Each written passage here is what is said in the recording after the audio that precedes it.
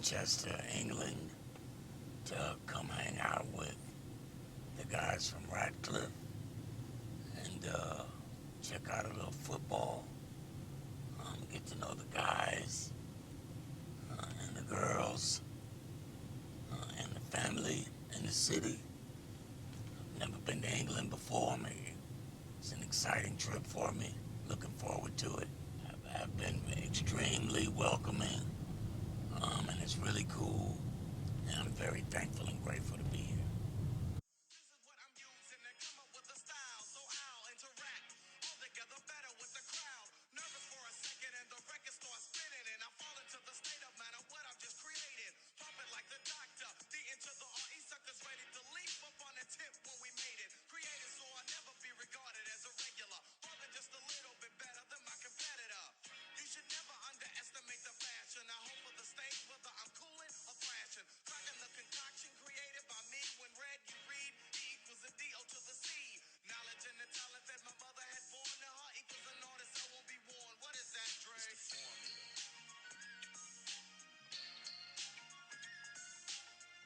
Eazy made a song called Boys in the Hood. And there was a DJ named Dr. Rock who was a part of the world-class wrecking crew before Dre. In fact,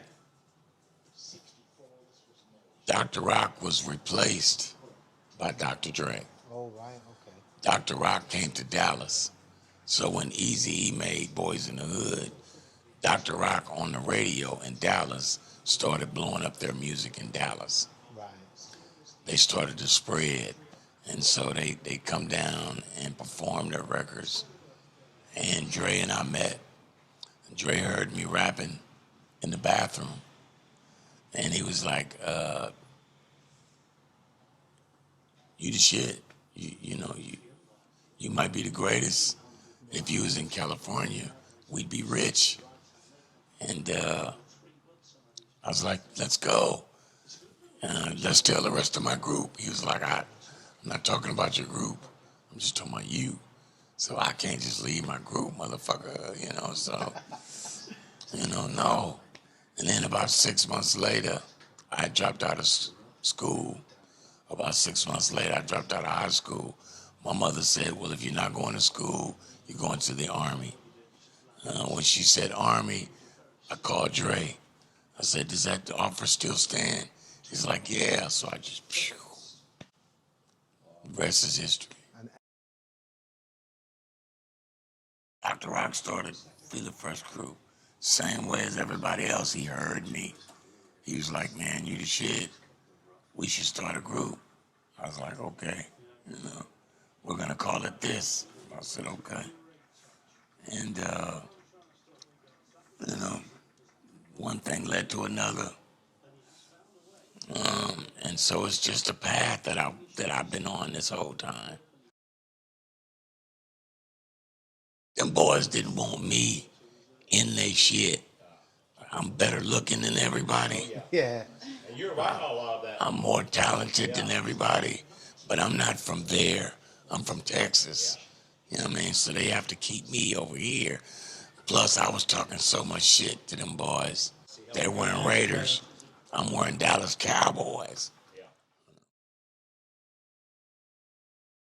I started rapping because friends of mine who were breakdancers wanted me to introduce them with a rhyme because they wanted to be in a contest. And they thought if they had someone introduce them in a rhyme, Yeah. it would help them win, which it did. Yeah. But when I did it, everybody was like, man, you're so this. Then it made me go, well, shit, maybe I should be doing this. Yeah. And that's how it all started, And then they used to dance at nightclubs in the yuppie part of town and for tips. And I was 16, but I was tall. Yeah. They say you should come with us. I said, I'm only 16. I said, nobody will give a shit. You're a big boy. So I go, and the owner loved me. He said, man, you're so amazing. I want you to come back every time they come. So I started going. After a couple of visits, there was a producer from a local TV show, local TV station. She said, do you think you could write one of those to introduce the evening lineup of our TV shows? I was like, sure. I did that. The city loved it. That's how Dr. Rock saw me.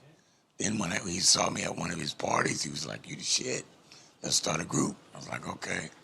Then I met Dr. Dre. Dr. Dre said, you the shit. Let's make a group. Eventually I said, okay. So it just went through stages. Yeah. Right place, right time. Yeah. And sees a potential in you that it's going to be something big or good.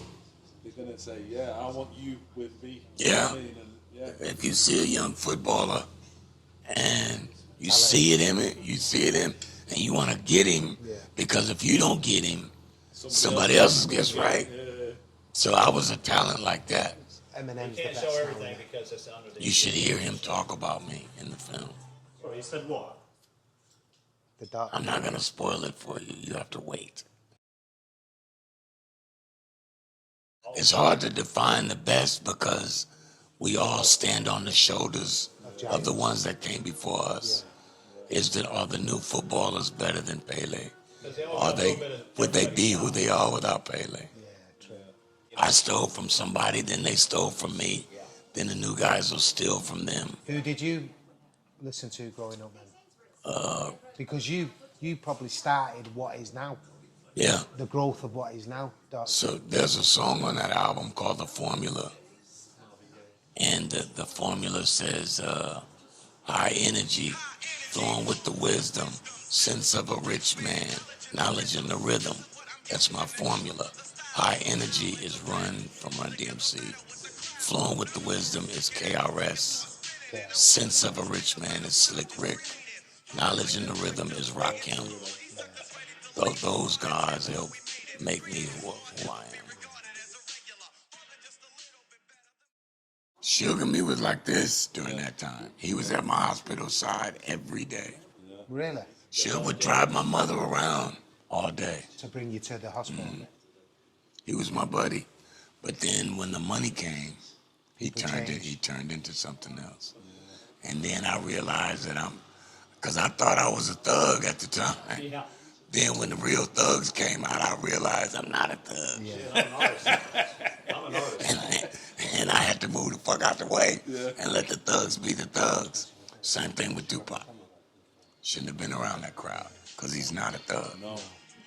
He's a writer. He's a genius. He's an artist, wasn't he, at the end of the day? And he Was Suge a bad guy? Yeah, Real bad. not a good guy.